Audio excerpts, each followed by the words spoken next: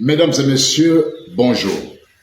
Le plaisir est le nôtre au niveau de la Ligue chrétienne anti-animisme de vous entretenir aujourd'hui sur la question Djibouti. Nous avons passé plus de 1 mois, sinon 2 mois, à vous édifier sur le Mouiri. Nous vous avons présenté le Mouiri, nous vous avons présenté la genèse du Mouiri, nous vous avons présenté les étapes initiatiques du Mouiri, le concept même de la chose et toutes ces pratiques qui se font à l'intérieur qui sont dangereuses pour l'être humain et pour sa société, notamment les différentes filiales qui sont en réalité des pans de développement des pratiques sorcellaires occultes particulièrement dangereuses et dévastatrices pour la société. Aujourd'hui, nous démarrons, n'est-ce pas, la série sur le Bwiti. Le Bwiti est un rite initiatique gabonais. Mais désormais, on le trouve aussi du côté de la Guinée équatoriale, au sud du Cameroun, et je crois qu'il est en train de s'exporter désormais vers le Congo si ce n'est déjà fait. Alors, le Bwiti est un rite, comme je le disais, qui est complexe au niveau du Gabon, qui est mal connu et qui est très apprécié de par son côté, on va dire, folklorique. Lorsque vous êtes en face des bouddhistes, en face d'une initiation au Bwiti ou d'une cérémonie, voilà, une cérémonie de Bwiti, il y a des chorégraphies, il y a des danses, il y a un certain nombre de choses agréables à voir, agréables à la vue, des chants, des mélodies, tout un tas de choses, mais vraiment agréables à la vue, agréables à entendre. Mais qu'est-ce qui se cache en réalité derrière cette belle chorégraphie? Qu'est-ce qui se cache en réalité derrière ce rite qu'on appelle le Bwiti au Gabon? Mesdames et messieurs, tenez-vous bien et rassurez-vous, nous prendrons aujourd'hui juste un peu de temps pour vous faire une introduction à la chose. Parce qu'il y a tellement de choses dans le Bwiti, il y a tellement de pratiques, il y a tellement de péripéties, il y a tellement d'événements, il y a tellement de choses dans le Bwiti que nous ne voulons pas créer un amalgame en vous donnant du coup un certain nombre de choses. Donc aujourd'hui, nous allons juste, n'est-ce pas, démarrer pour vous avertir que nous rentrons désormais dans le rite le plus répandu au Gabon actuellement. Le rite le plus connu déjà désormais, le plus répandu et qui fait des émules, n'est-ce pas, qui fait venir des gens un peu de partout pour se faire initier et c'est à la fierté de la nation d'avoir une telle chose. Mais qu'en est-il? La fierté au sens que non, le monde entier vous connaît, etc., etc. Mais est-ce que les gens connaissent réellement ce qui se passe dans le Bwiti? Est-ce que les gens connaissent réellement ce que c'est le Bwiti? Est-ce que les gens connaissent les tenants et les aboutissants? Et c'est cela notre rôle de vous introduire au cœur du Bwiti. Vous aurez là la possibilité de comprendre chaque geste. Nous vous expliquerons pourquoi on danse, pourquoi tel pas, pourquoi telle torche, pourquoi tel bois, pourquoi à tel endroit, pourquoi il y a telle chose, pourquoi le temple, pourquoi il est orienté de cette manière, pourquoi les hommes se mettent là, pourquoi les femmes. Tous ces détails, chaque repas dans le Bwiti, chaque fait et geste dans le Bwiti va être décrypté. On va vous l'expliquer depuis son origine jusqu'à maintenant et vous aurez, n'est-ce pas, à vous faire une opinion personnelle au sujet donc de ce rite. Donc aujourd'hui, nous sommes juste au niveau de l'introduction. Disons-nous, quand on parle du Bwiti, il y a déjà une panoplie, il y a un ensemble varié des rites à l'intérieur qu'on appelle tous Bwiti, mais qui sont plus ou moins différents ou qui présentent certaines variantes ou variations différentes les unes des autres. Lorsque vous parlez du Bwiti, on peut trouver plusieurs branches. Il y a plusieurs branches dans le Bwiti et toutes les branches ne pratiquent pas exactement la même chose. Toutes les branches n'ont pas exactement la même croyance au sujet de telle ou telle autre chose, telle que nous allons le développer. Lorsqu'on parle du Bwiti, vous trouverez à la base, le Bwiti qu'on appelle le Bwiti d'Issoumba. Le Bwiti d'Issoumba est décrit comme étant le Bwiti originel, le Bwiti de départ. Le point de départ du Bwiti, c'est la racine mère du Bwiti qu'on appelle le d'Issoumba. Et il est exclusivement masculin. Et ce Bwiti d'Issoumba a une tendance féminine. Il y a une tendance féminine du d'Issoumba qu'on appelle les Mabanji. Les Mabanji, ce sont des femmes, c'est le Bwiti des femmes en fait. C'est des femmes, la correspondance féminine du d'Issoumba chez les hommes. C'est qu'on appelle le Mabanji. Ensuite, du Bwiti d'Issoumba est née une autre branche qu'on appelle le Bwiti Ndea. Le Bwiti Ndea est une sous-branche donc du d'Issoumba qui, à l'époque, n'est-ce pas, des royaumes, à l'époque des groupements des villages, voilà, l'Afrique avant la colonisation, etc. C'était un pan beaucoup plus spécialisé dans l'art de guerre. Voilà, donc c'est un groupe qui associe, qui rattache la guerre, l'art de la guerre à la mystique. Donc le Bwiti d'Issoumba était celui qui formait, c'était dans ce pan-là, n'est-ce pas, que les guerriers étaient, on va dire quoi, impactés mystiquement pour mener des guerres mystiques, pour mener la guerre physique avec le côté mystique à la fois.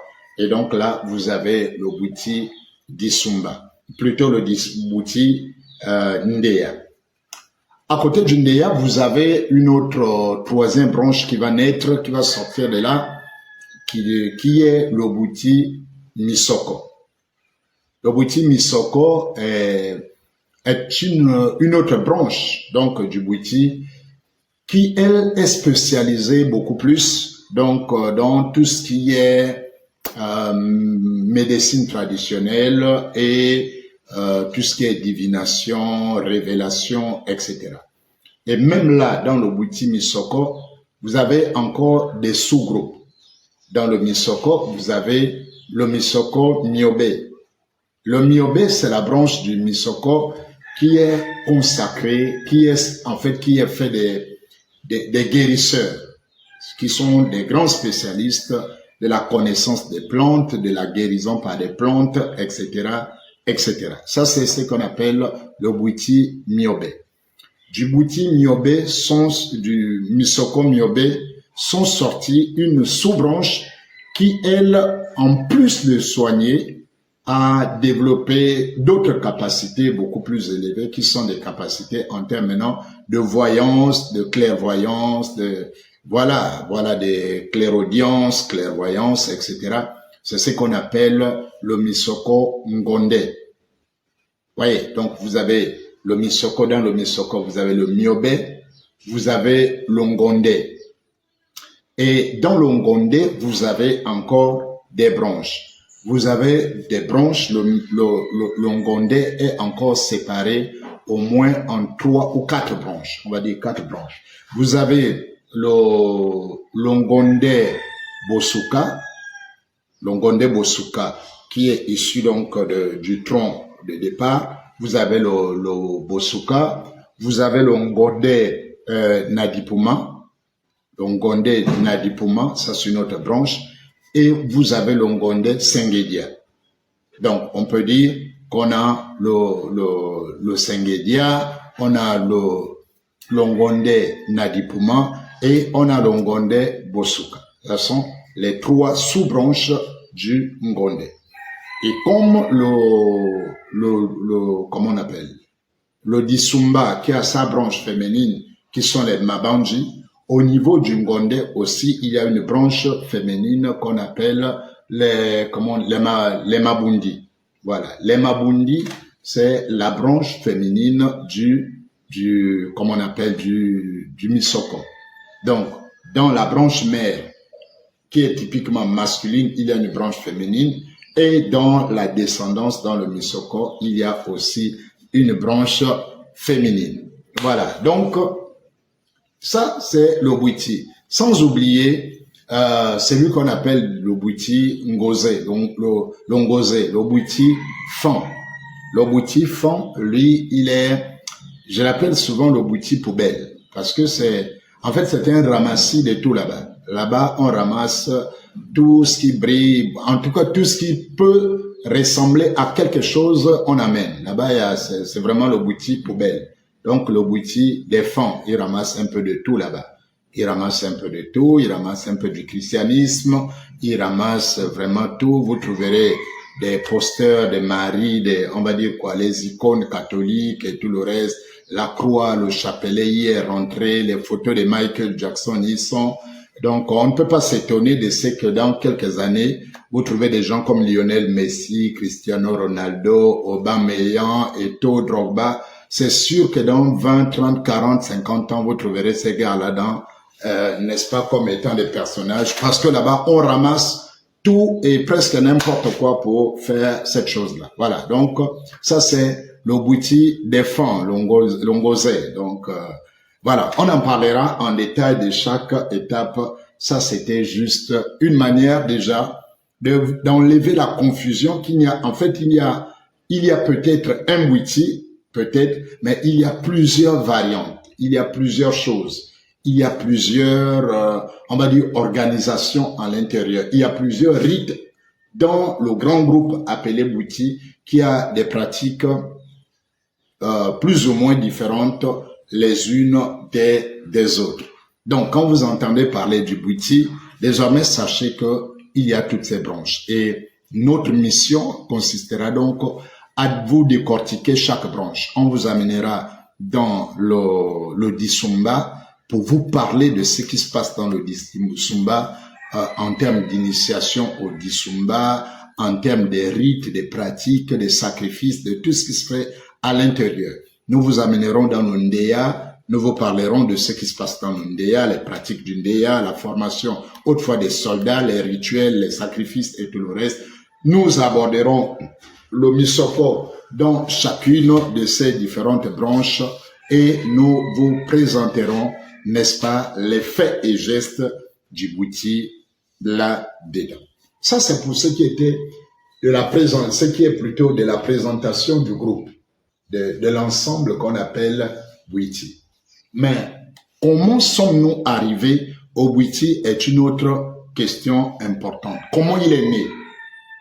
Comment ça a commencé? Qui a commencé? Qui est le premier? Qui l'a découvert? À quel moment remonte-t-il? Etc., etc. Mesdames et messieurs. Alors, quand on parle du Bouti, comme la plupart des rites initiatiques, en fait, ce sont des choses qui arrivent toujours au milieu de la vie d'une société. Ça veut dire que, tout comme le Mwiri, avant le Mwiri, il y avait une société bien organisée, avec des lois, avec des interdits, avec des principes, des pratiques, avec une organisation claire, bien établie.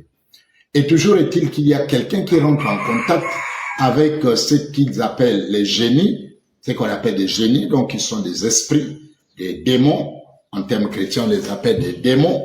Donc il y a forcément quelqu'un, il y a toujours quelqu'un qui rentre en contact d'un démon et ce démon-là prend le contrôle de la chose et désormais s'établit comme le gendarme de votre société. Il vous impose des choses et la société prend une autre tournure. La société est désormais organisée sur la base de ce démon. Et il en est de même du Bouti. Au commencement, il n'y avait pas le Bouti. Il y avait une société d'hommes et de femmes. Au commencement, il y a la vie, il y a des familles, il y a des sociétés, il y a des hommes et des femmes, il y a des lois, il y a des règles, il y a, en fait, la communauté est structurée et organisée. On n'est pas dans un monde de barbares. On n'est pas dans un monde animalier où chacun fait la loi à sa manière. Non, il y a des chefs. Il y a des chefs de village, il y a des chefs de clans, des tribus, il y a des chefs de famille, il y a des pères, le rôle du père est connu, de la mère est connu, les enfants, l'éducation, toutes ces choses sont connues. Jusqu'à ce que, à un moment ou à un autre, la société rentre en contact avec un esprit. Et le cas du Bouti est complexe. Il est complexe parce que, désormais, lorsqu'on parle de l'origine du Bouti, ils vous diront, ça dépend désormais de là où tu t'es fait initier. Ça dépend de ton école, ça dépend de ta branche, parce que toutes les branches que nous venons de vous présenter ne racontent pas la même histoire. Et c'est l'une des raisons, mesdames et messieurs, qu'effectivement on a besoin de faire ces exposés-là. Parce que quand ces gens sont sur les plateaux de télévision, la manière dont ils parlent du christianisme, la manière dont ils exigent des choses du christianisme, c'est à croire que dans leur rite, les choses sont parfaitement déclinées, définies. Mais lorsque vous rentrez, lorsque vous connaissez les rites, lorsque vous avez été dans les rites comme nous, et vous regardez la virulence avec laquelle les gars parlent du christianisme, la manière dont ils soulignent, oh non, là, il y a la contradiction, oh non, là, pourquoi est telle version, ça devait être une seule version. Lorsque vous êtes profane au Mwiri, au Bouti, au Ndjobi et tout le reste, vous êtes séduit par ce discours. Vous avez l'impression que, mais vraiment, dans le Bouti, les choses semblent être, il semblerait que les choses sont clairement définies. Mais non, mais ce n'est pas le cas. Et c'est ce que nous allons vous démontrer, que le Bouti, en fait, est pire, est même pire. Parce que là-bas, il n'y a pas une histoire. Ils ont ce qu'on appelle le mythe fondateur. Ça veut dire ce qui explique comment le Bouti est né. Les mythes fondateurs, en général, ce sont des mythes, comme on dit, ce sont des mythes. Ce ne sont pas des faits réels. Ce ne sont pas des faits des sociétés. Parce que eux, de la manière qu'ils demandent les preuves archéologiques aux chrétiens, est-ce que eux, ils peuvent nous apporter la preuve archéologique que tel village qui est cité dans le mythe, etc., tel personnage a réellement existé? Où sont ces traces? Où sont les preuves archéologiques de l'existence du départ du Bouti, etc., etc. Mais vous voyez, quand ces gens sont sur les plateaux pour faire la morale au christianisme, ils exigent les preuves archéologiques, ils exigent telle chose, ils exigent que le récit ne soit pas, qu'il n'y ait pas de variantes dans le récit, que le récit soit unanime, que même s'il y a 10 témoins, il faut que les 10 témoins racontent exactement la même histoire. Mais rentrons dans le Bouti, on verra si ce principe s'applique. Alors, comment le Bouti commence? Le mythe, vous trouverez au moins 10, 15, 20 versions différentes.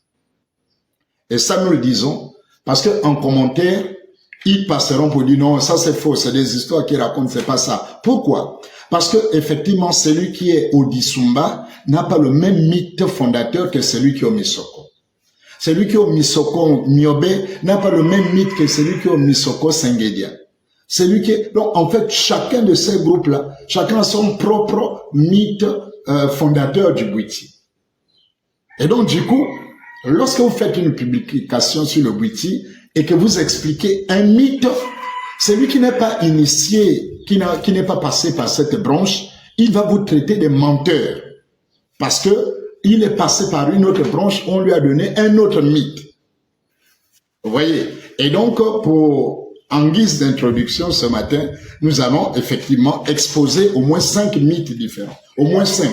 Mais je vous assure que vous trouverez 10. Vous pouvez trouver 10, vous pouvez trouver 8, vous pouvez trouver même 15. Les variations sont extraordinaires. Extraordinaires. Chacun a sa version là-bas. C'est seulement contre le christianisme qu'ils veulent que Matthieu, Marc, Luc, Jean disent au mot par mot, chaque mot, ça doit être répété par les mêmes, à la virgule près. Mais dans leur propre Bouti, ils n'ont pas cette exigence. Alors, ils n'ont pas cette exigence. Alors, comment ça se passe? Premier mythe fondateur du Bouti. On nous raconte, ou il est raconté lorsque vous êtes initié, on vous raconte l'histoire d'une femme qui est partie en brousse. On m'a dit, elle allait en brousse. Et en chemin, ça c'est le premier mythe. En chemin, elle va tomber sur une genette. La genette, c'est ce qu'on appelle en langue chez nous le moussingi. Le moussingi. Donc cette bête-là qui a la peau semblable à la peau du chat huange, c'est la genette. Donc on l'appelle la genette en français. Et en langue, c'est le moussingi. C'est avec ça qu'ils dansent, la peau qui est souvent, l'on soit au niveau du dos, en fonction ou des vents, etc. Cette peau qui est à peu près comme la peau du chat huant ou de la panthère, etc., etc. C'est la genette. Et donc, la femme va voir cette genette-là en train de fouiller quelque part et de gratter quelque chose. Bon, elle s'avance, l'animal va prendre fuite et partir. La dame arrive lorsqu'elle regarde dans le trou dans lequel était l'animal, le moussingi, elle se rend compte qu'il y a un crâne humain là-dedans. Il y a un crâne humain à moitié encore enfoui et une grande partie est dehors. Bon, elle ne prête pas tant attention que ça. Elle va refermer, n'est-ce pas, le trou. Elle va vaquer à ses occupations en brousse. Elle fait ce qu'elle a à faire. Et puis le soir, elle rentre à la maison. Et quand elle rentre à la maison pendant les heures de la nuit, le crâne qu'elle a vu va venir dans ses rêves. Et donc, un lien va être tissé avec la dame dans le rêve. Le crâne va lui dire qu'il vit mal, qu'il est dans de mauvaises conditions, qu'elle vienne le chercher, le nettoyer, etc., etc. Et en échange, elle devait rendre cette femme-là intelligente, elle devait lui donner des capacités que personne n'avait, etc., etc. Donc, quand la dame se réveille le matin, elle retourne au lieu de là où se trouve le crâne. Donc, elle va fouiller et elle va renverser, elle va verser toute la terre, tous les débris qu'il y a à l'intérieur. C'est ça le mot qui donne le bouiti ou le boueté. En fait, le boété. Boété, en fait, c'est le fait de renverser à Micho. Oui, c'est verser ce qui est sale là. Donc, vider toute la terre qui est dans le crâne. Donc, elle va faire ça. Elle va vider le crâne et le crâne va l'orienter, il va demander à ce que elle le place dans un endroit bien organisé, une sorte de sanctuaire, voilà, une sorte de sanctuaire, et elle devrait mettre une torche indigène. Le mupito, voilà, la torche indigène avec laquelle les bouddhistes dansent, etc. C'est le crâne qui va demander ça à la femme et va dire à la femme en même temps d'allumer un grand feu devant le sanctuaire avec 3 grands bois.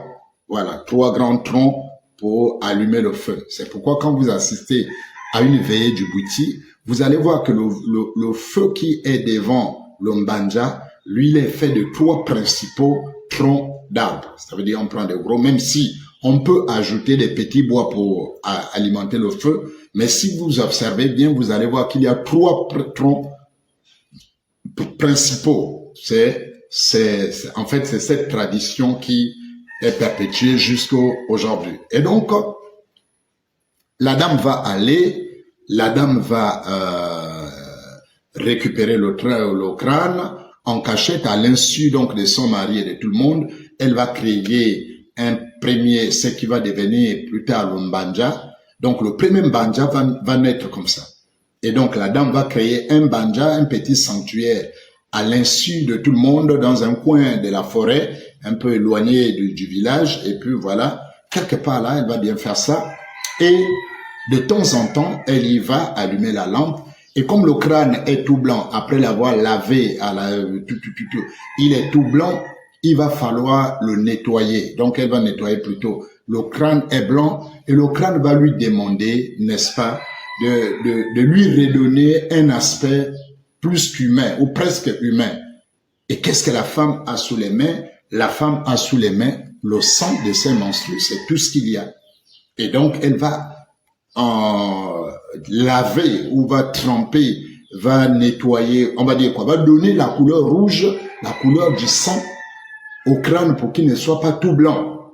Et ça, quand on va parler de traverser le bouti, on va vous expliquer, effectivement, les initiés savent que lorsqu'on arrive au niveau où vous devez voir la nudité du bouti, on fait ce rituel-là. Mais au début, il a été fait par la femme avec le sang de ses menstrues. Donc, pour redonner la couleur rouge, plus ou moins la vie, donc redonner la vie, la couleur sang, la couleur de vie au crâne tout blanc, il va donner du sang de ses menstrues au crâne qui va redevenir ressembler comme s'il était dans le sang, donc il avait la vie. Il va l'emballer dans une espèce de tissu traditionnel qui serait peut-être à cette époque le raffia, on croit. Et donc du coup, ça reprend la forme, vous voyez, ce n'est plus un crâne juste banal exposé. il est lavé, il est nettoyé, il est réactivé par le sang. Donc il y a la notion déjà de sang à ce niveau. C'est parce que c'est le seul sang dont disposait la femme en ce moment. C'était le sang de ses propres menstrues. Alors elle va donner ce sang-là à ce fétiche ou à ce crâne-là. Et à partir de ce moment, il va l'habiller, il va allumer le moupito, la lampe, la torche traditionnelle, elle va allumer le grand feu devant le temple, etc. Et ça devient désormais un lieu de recueillement de la femme, un lieu d'échange avec cet esprit-là, avec cette idole qui est mise en place. Donc désormais, c'est une entité qui parle avec elle et elle commence à développer des capacités. Elle commence à développer des capacités. L'esprit va lui parler de l'iboga, va lui montrer l'iboga, lui révéler l'iboga. Elle va apprendre désormais, elle est d'une sagesse extraordinaire. Elle est prospère, tout ce qu'elle fait réussit parce qu'elle est en contact avec cet esprit désormais de temps en temps qui la guide. Et tout le monde est impressionné par le niveau de connaissance de la femme, par le niveau de savoir de la femme, par le niveau d'excellence de la femme. Dans tout ce qu'elle entreprend désormais, il y a de la réussite. Et les hommes commencent à s'interroger, les hommes commencent à chercher, et notamment son propre mari qui ne comprend pas ce qui se passe. Et donc il va se mettre à espionner sa femme, il va espionner sa femme, il va suivre la femme en cachette là où elle va, au lieu où elle va, et il va découvrir que la femme a bâti un sanctuaire secret et a des échanges avec une créature, avec une entité qui est là, qui lui donne des directives, etc., etc. Et donc, le monsieur va prendre connaissance de cette chose-là, désormais il connaît le sanctuaire, et qu'est-ce qu'il va faire? Ce qu'il va faire, c'est que il va, quand la femme s'en va, il va rentrer en contact, il va donc tenter de rentrer en contact avec la chose à l'insu de la femme. Mais la chose va lui dire, elle ne lui reconnaissait pas, elle ne le reconnaissait pas plutôt. Elle ne le reconnaissait pas, la chose ne pouvait pas communiquer avec elle parce qu'il n'avait pas de code, etc., etc. Et qu'il fallait qu'il lui donne en échange ce que la femme déjà lui donnait. Parce que ça, c'est ce que les petits initiés ne connaissent pas. On survole. Quand on leur raconte, on survole. Mais là, on rentre dans la profondeur des grands maîtres. Et donc, le monsieur, en retour, va promettre amener à la chose un sang humain frais. Puisque la chose, elle nourrit, a déjà goûté au sang de la femme. Donc, elle demande le sang. Et donc, le monsieur va faire quoi? Il va prendre sa propre femme, il va la tuer et offrir le sang en sacrifice à la chose. Voilà comment ça commence. Donc, la première femme qui a découvert le bouti, qui a eu le secret avec le bouti, a été sacrifiée par son propre mari pour s'approprier le secret du bouti. Dans notre version, on va vous dire que la femme s'est sacrifiée pour que son mari ait la connaissance. Mais elle s'est sacrifiée comment? Expliquez. On ne vous explique pas. On vous dit que non, elle a voulu que son mari soit grand et puis elle s'est sacrifiée. Non, elle ne s'est pas sacrifiée. Le mari l'a sacrifiée et a offert son sang au crâne en question.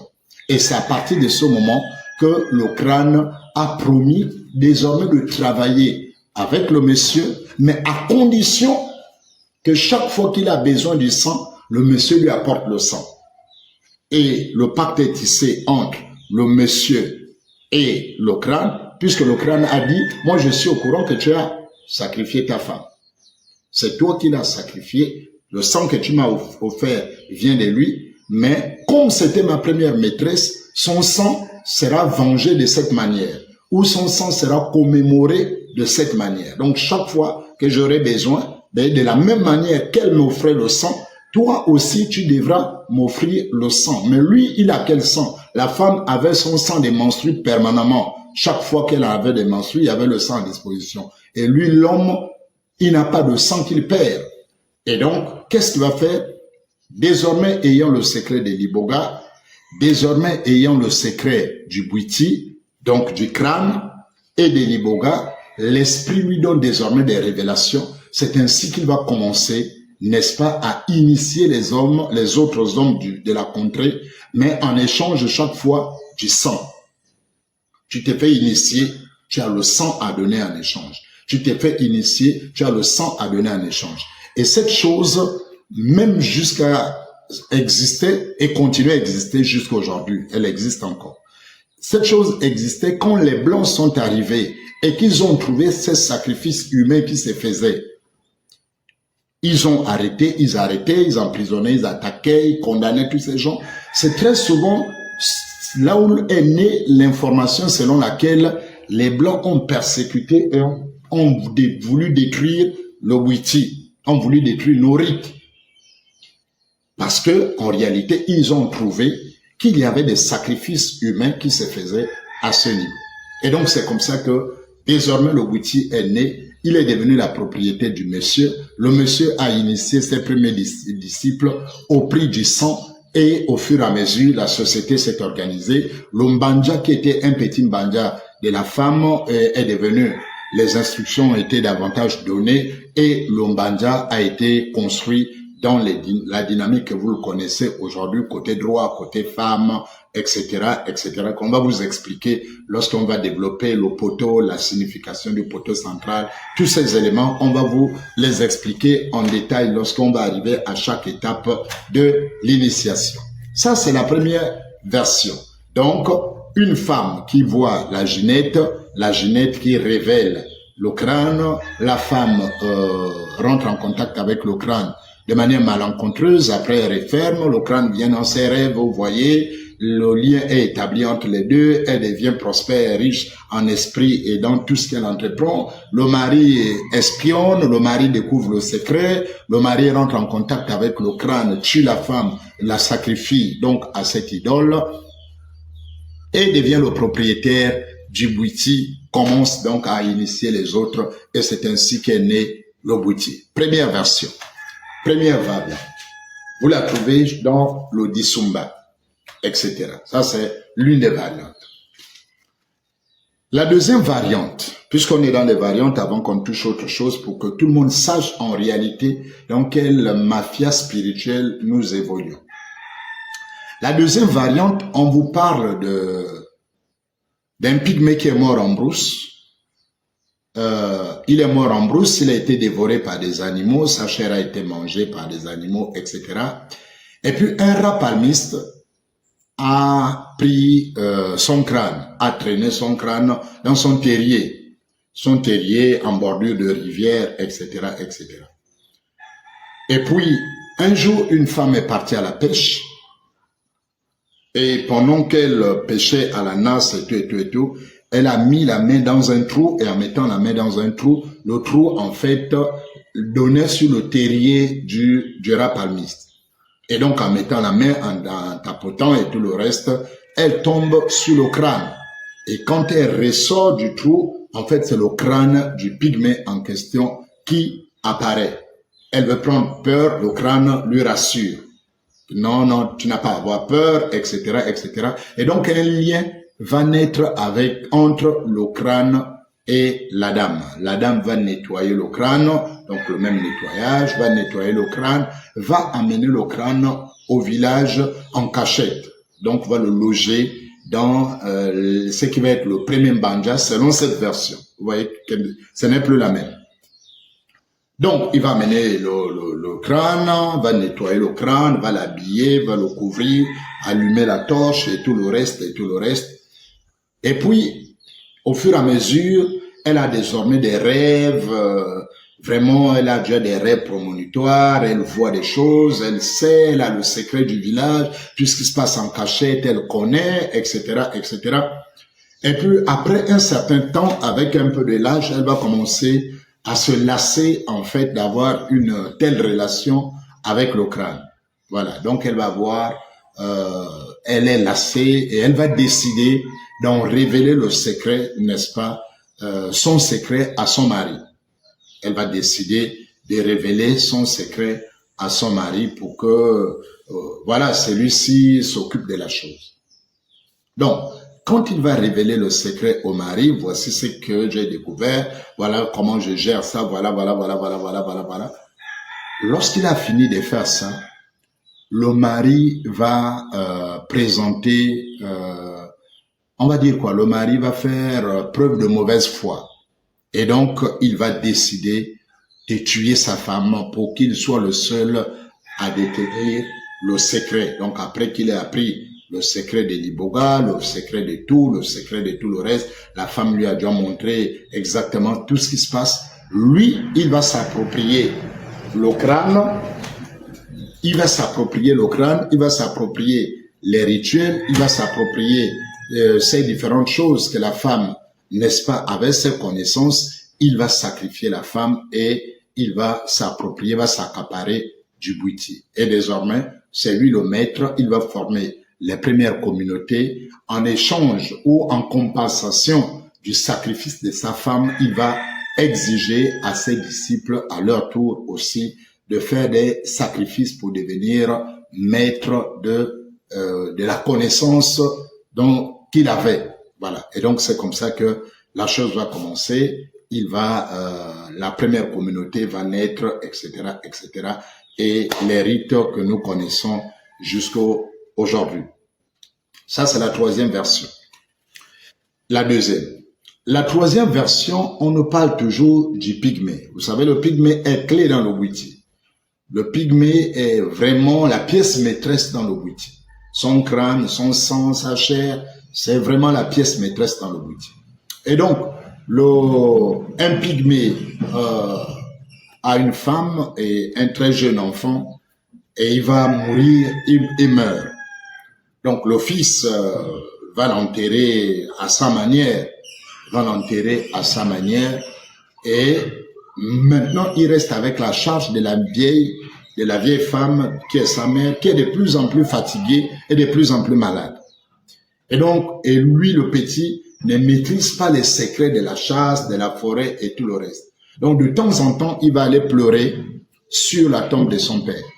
Donc, de temps en temps, il va pleurer sur la tombe de son père. Un peu, il se plaint, comment il va gérer, comment faire. Et puis, quelques temps après, quand il arrive à la tombe de son père, il trouve que Liboga est en train de pousser dans la partie de la tête de son père. Donc, il y a la plante de Liboga qui pousse, et le père lui dit dans les rêves de consommer cette plante pour avoir plus de connaissances. Et donc, c'est comme ça que le jeune homme va prendre les racines de Liboga et il va commencer à manger et il devient excellent. Il va apprendre à faire la chasse, désormais réussir dans la chasse, etc., etc.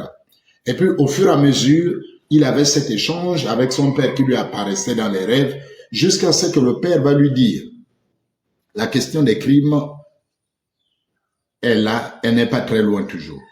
Bien, et donc, le père va lui dire que quand ta maman va mourir, tu prélèves sa langue, donc tu vas profaner son corps, tu prélèves sa langue, tu prélèves son sexe, et tu prélèves la tête pour utiliser le crâne. Vous voyez, la question des crimes, elle est depuis même dans la genèse de ces affaires-là. Et donc, le petit continue, la maman décède, on espère que c'est pas lui qui a tué la mère. On espère, parce que là encore, c'est flou. Là encore, c'est un peu flou. Est-ce que c'est pas lui qui a exécuté la mère en prélevant la langue de son sexe et la tête? Bon, mais ça, je ne suis pas très sûr, parce que ce qui est donné, c'est plutôt que la mère est morte d'elle-même. Ça, c'est ce qui est dit. Mais on peut quand même en douter au regard de ce qu'on sait des crimes rituels aujourd'hui. Et donc, le jeune homme va prélever sur le corps de sa maman décédée la langue, va prélever le sexe donc de la mère et va prélever la tête. Et c'est avec ça qu'il va faire des fétiches spécifiques, les fétiches de protection, les fétiches capacité de disparaître en brousse, en cas de danger, fétiche. Et la tête de la mère, le père lui avait dit que ça devait servir de relais entre le monde des morts et lui. Et donc, il va avoir la tête de mort là, désormais, avec lui, dans sa gibecière, partout là où il passe, il a ça. Et c'est ce qui est devenu aujourd'hui la réalité chez tous les Nganga, Bouti, les Nima. Chaque Nima a une tête de mort, n'est-ce pas, qu'il balade avec dans sa gibecière, dans sa corbeille, etc. Donc c'est une vieille tradition qui remonte et qui est encore aujourd'hui présente, très présente d'ailleurs.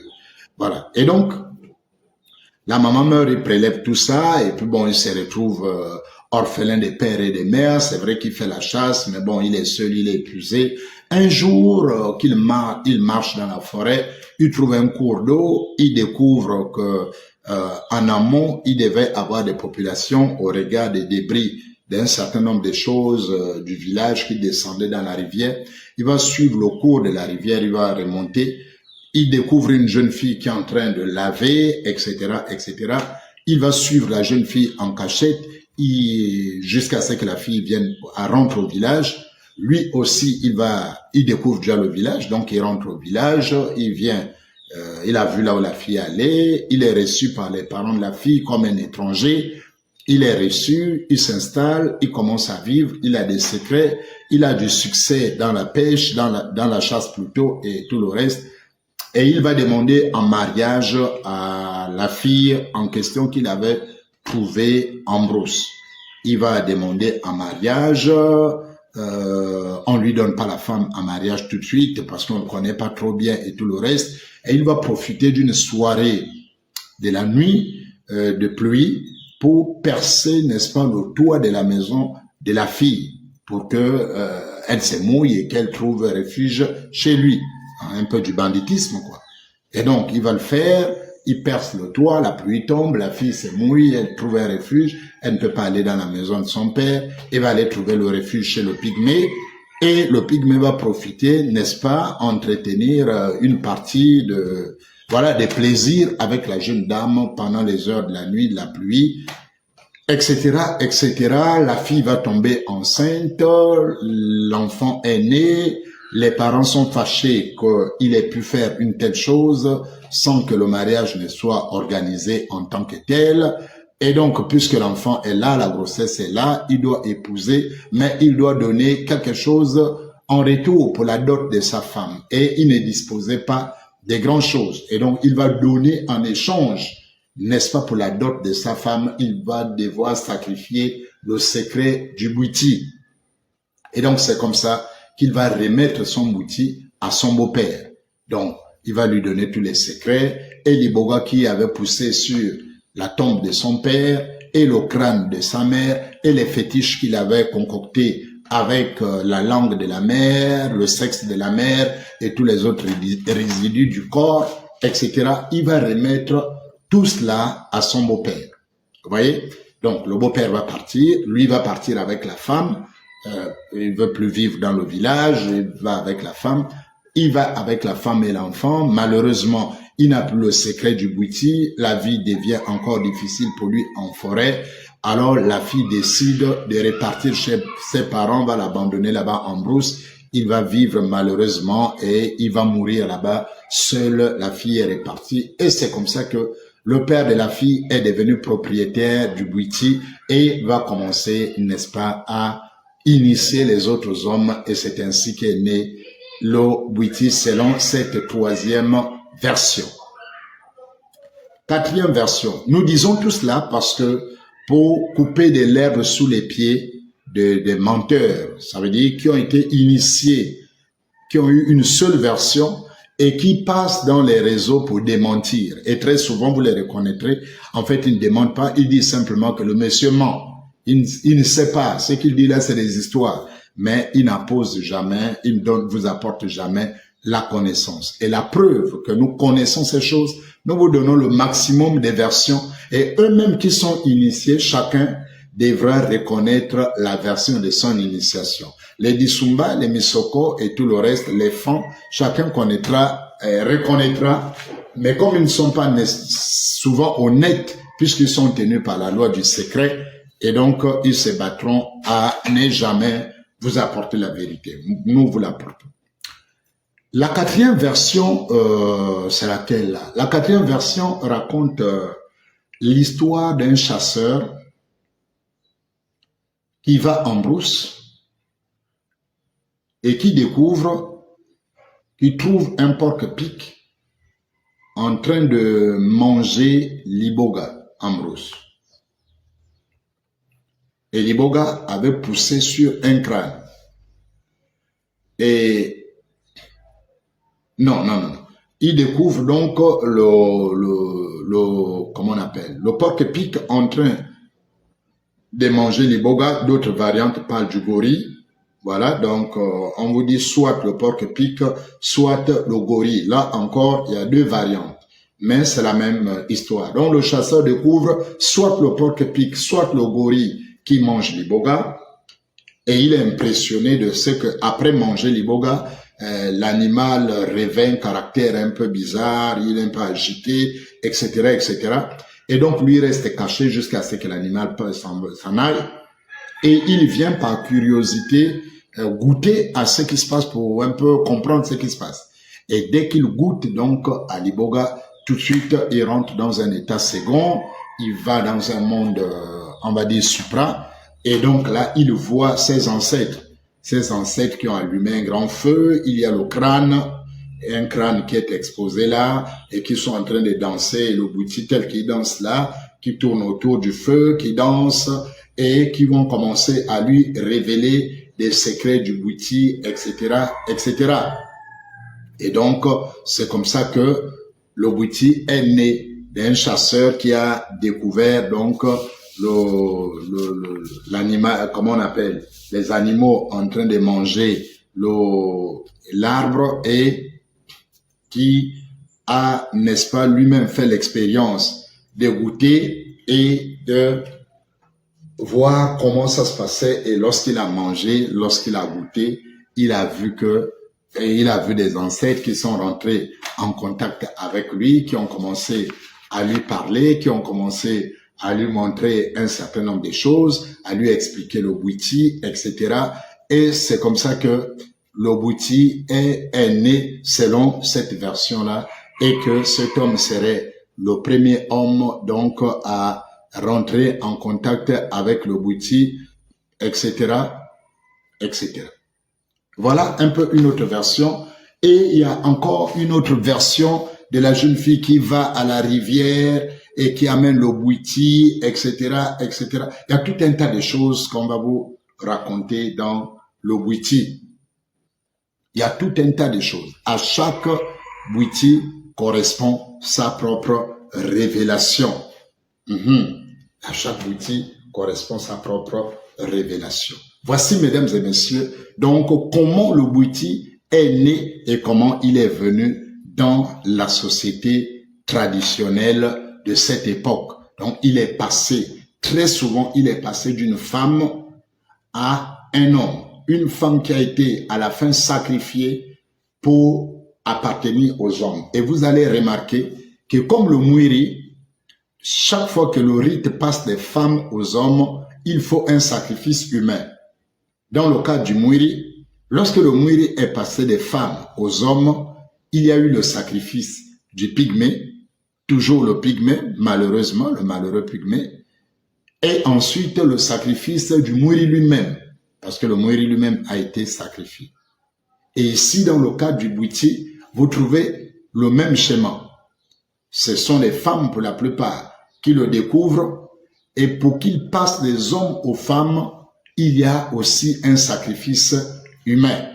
Et donc, la première femme qui va chasser le Musingi, qui récupère, qui va entretenir la relation avec le bouti, va être tuée, sacrifiée par son mari, qui va s'approprier le bouti. La deuxième femme qui va pêcher le crâne dans la rivière, qui l'amène, qui le gère en cachette, qui est fatiguée, qui communique l'information à son mari pour que ce dernier désormais rentre en connaissance aussi de son secret, elle aussi va être sacrifiée par son mari, et le mari va récupérer et va commencer à initier. Le jeune pygmée qui va rentrer en contact avec l'esprit des morts de son père va être orienté par cet esprit-là à faire un crime de profanation. Donc vous voyez que dans tous les cas, il y a un crime. il y a une profanation, il y a un prélèvement d'organes. Et donc, dans le Bwiti, pour commencer, on va devoir s'arrêter là pour aujourd'hui, parce que c'est juste une introduction. C'est une introduction juste pour vous parler de la Genèse. On n'entre pas encore en profondeur. Là, on commence avec la Genèse et progressivement, on va vous révéler pan après pan. Et donc, le constat que nous faisons, c'est lequel? Le constat qui est fait, c'est que à chaque étape, il y a un crime. Quand il n'est pas un crime de sang, un crime sanglant, comme le cas des 2 femmes qui ont été sacrifiées, c'est un crime de profanation. C'est le cas du jeune Pygmée à qui le père aurait dit de profaner le corps de sa mère en prélevant sa langue, en prélevant son sexe et son crâne pour faire le fétiche. Et jusqu'à aujourd'hui, tous les bouddhistes là vont vous dire la même chose. Oh, mon père a dit qu'à ma mort, mon père a dit, est venu en rêve dire d'aller profaner sa tombe. Vous voyez que c'est le même mode opératoire. C'est le même mode opératoire. Donc hier, oui, il y avait bel et bien des crimes rituels sanglants parce que l'homme a tué sa femme pour le faire, parce que les 2 hommes, les 2 premiers hommes dans les 2 premières versions sacrifient leur femme pour devenir, n'est-ce pas, maître bouddhiste. Il en est de même encore aujourd'hui. Il y a des sacrifices qui se font avec la pression que les Blancs avaient amenée. Ils avaient transformé la technologie, on vous a expliqué dans le Mwiri, de transférer les âmes dans les corps des animaux de compagnie. C'est ce qui fait que pour les âmes, les personnes à sacrifier sont transférées par des armes magiques dans des animaux de compagnie.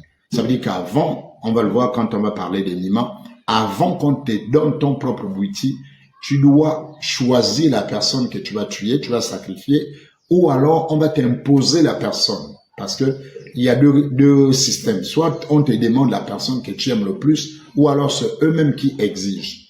Et comme il est difficile aujourd'hui pour eux de prendre des gorgées et de faire le sacrifice, il y a des pratiques magiques au bord de rivières qui vont se faire.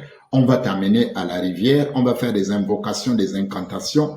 La personne que tu veux sacrifier, si c'est ta mère, c'est ton père, ta femme, ta fille, etc., etc., va apparaître, le sacrifice va être fait, va être exécuté sur le plan magique ainsi. Et devant tout le monde, on va te demander simplement d'amener un coq et d'amener un mouton. Quand tu vas amener le mouton sera sacrifié au besoin devant les gens, ou la poule sera sacrifiée devant les gens. Les gens verront que c'est juste une poule qui a été sacrifiée, c'est juste un coq qui a été sacrifié, c'est juste un cabri qui a été sacrifié, mais en réalité, c'est la vie de la personne que tu as choisie qui va travailler pour ton Bwiti que tu as donné. Voici, et c'est ainsi que la personne va mourir et tu vas aller au moment venu profaner sa tombe, prendre son crâne, etc., etc. Donc voici, mesdames et messieurs, pour démarrer notre série sur le Bwiti de manière timide, on va pas mettre la pression encore. On a dit qu'on va cuire ces gens-là à l'étouffer. Notre méthode, c'est la cuisson à l'étouffer. On va les prendre doucement, doucement, et on sait qu'ils seront bien cuits et le goût sera assez succulent dans la bouche lorsque on partira donc du mythe maintenant à la pratique réelle. Prochainement, nous aborderons un autre point du Bwiti. Nous vous conduirons dans l'initiation au Bwiti, Disumba, Misoko. Nous choisirons une branche, nous l'épuiserons, nous prendrons une autre branche, nous l'épuiserons au fur et à mesure. Nous sommes donc là pour assez de temps, mesdames et messieurs. Que Dieu vous garde et que Dieu vous bénisse. Surtout que vous soyez forts, que vous soyez déterminés à ne pas vous laisser séduire, à ne pas vous laisser séduire par le côté folklorique, à ne pas vous laisser séduire par le côté des danses, parce qu'on va vous expliquer toutes ces danses, on va vous expliquer tous ces gestes, on va vous expliquer toutes ces torches, pourquoi il y a la petite torche avec laquelle ils dansent, pourquoi il y a la grosse qui est allumée etc., et dans laquelle on va allumer la petite, on va vous expliquer tout ce symbolisme, on va vous expliquer les danses des maîtres Bouti au milieu de la nuit, pourquoi à un moment donné, il y a exactement 3 maîtres bouddhistes qui sortent, qui dansent à tour de rôle, quelle est la signification de chacune de ces danses, quel est l'élément qui est en train d'être réalisé, qui est en train d'être fait, relâché en ce moment, etc., etc. Et ça vous permettra de comprendre le danger